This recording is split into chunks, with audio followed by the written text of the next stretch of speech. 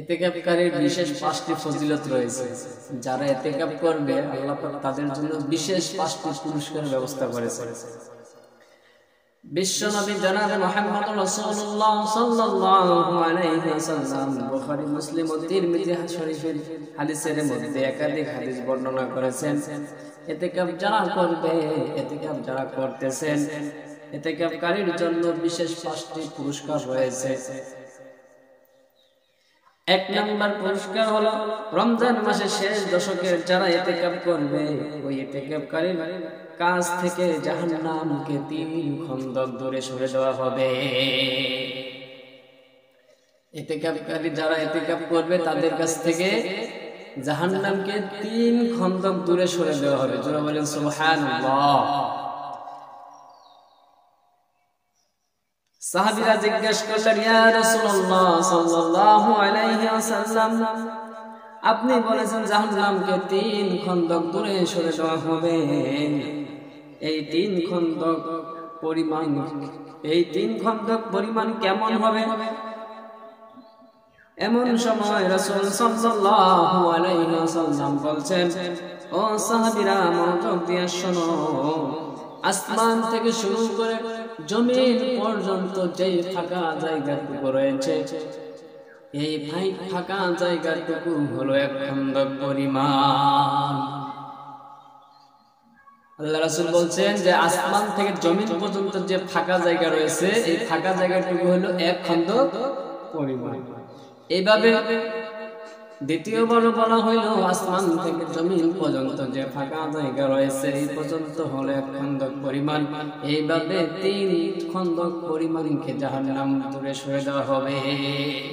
2 নম্বর হলো আমার নবী জনাব মুহাম্মদ রাসূলুল্লাহ সাল্লাল্লাহু আলাইহি ওয়াসাল্লাম বলেন, ও সাহাবীরা তোমরা শুনে রাখো, আল্লাহর সন্তুষ্টির জন্য কোন মানুষ যদি রমজান মাসের ভিতরে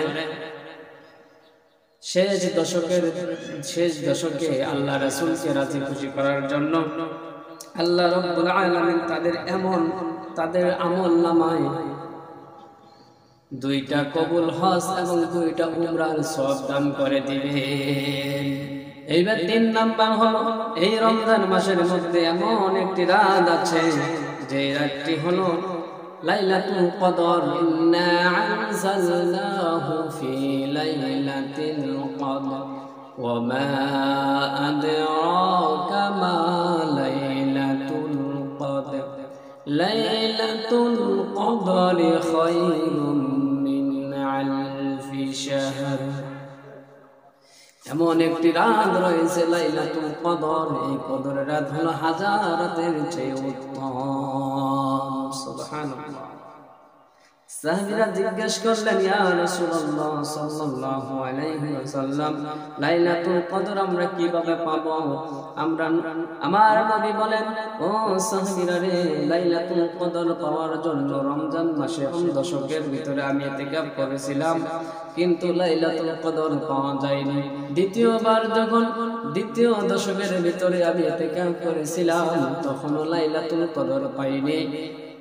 3য় রমজানে যখন আমি 3য় শেষ দশকে যখন আমি ইতিকাফ করলাম, সেই সময় আমি লাইলাতুল কদর পেয়ে গেলাম। সুবহানাল্লাহ।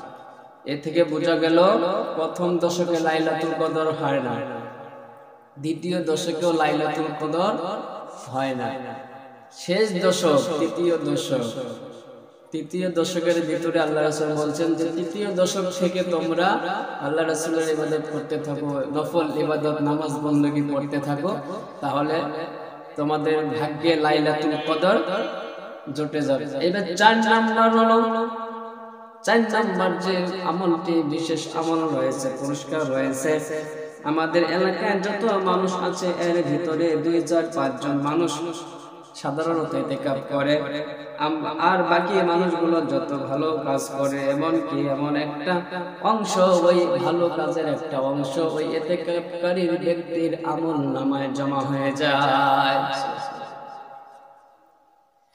আমাদের এলাকায় দেখে কত শত শত লোক আছে, এই লোকগুলার ভিতর থেকে 2, 4, 5 জন এতেকাফে বসে, আর বাকিগুলা কিন্তু বাইরে থেকে কাজ কাম করে।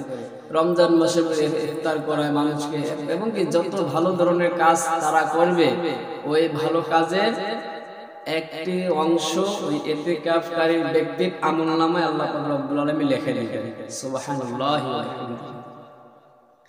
এবার 5 নাম্বার আমলটি হলো, 5 নাম্বার স্পেশাল পুরস্কার আল্লাহ পাক রব্বুল আলামিন ইতিকাফকারী ব্যক্তির জন্য রেখে দিয়েছেন।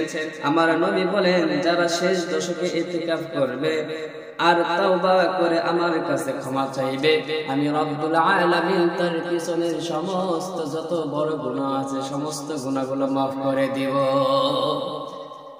আল্লাহ পাক রব্বুল আলামিন বলছেন যে ইতিকাফে বসে ইতিকাফ করে যে ব্যক্তি আল্লাহর কাছে ক্ষমা চাইবে, আল্লাহর কাছে ইবাদত বندگی করে 2 হাত তুলে যখন আল্লাহর কাছে ক্ষমা চাইবে, আল্লাহ পাক রব্বুল আলামিন ওই ব্যক্তিকে পিছনের যত সমস্ত গুনাহ আছে সমস্ত গুনাহ আল্লাহ পাক রব্বুল আলামিন ওই ব্যক্তিকে maaf করে দিবেন। এইজন্য সম্মানিত উপস্থিতি, আমরা যে ইতিকাফের বিষয়ে যে আমরা আলোচনাটি শুনলাম, এর ভিতরে আল্লাহ রাসূল বিশেষ 5টি পুরস্কার রেখেছে। এই 5টি পুরস্কার যদি আমরা ইতিকাফ করতে পারি, আমাদের ভাগ্যে 5টি পুরস্কার ইনশাআল্লাহ নসিবে জুটে যাবে। অতএব আমরা ইতিকাফে ইনশাআল্লাহ থাকতে রাজি আছি।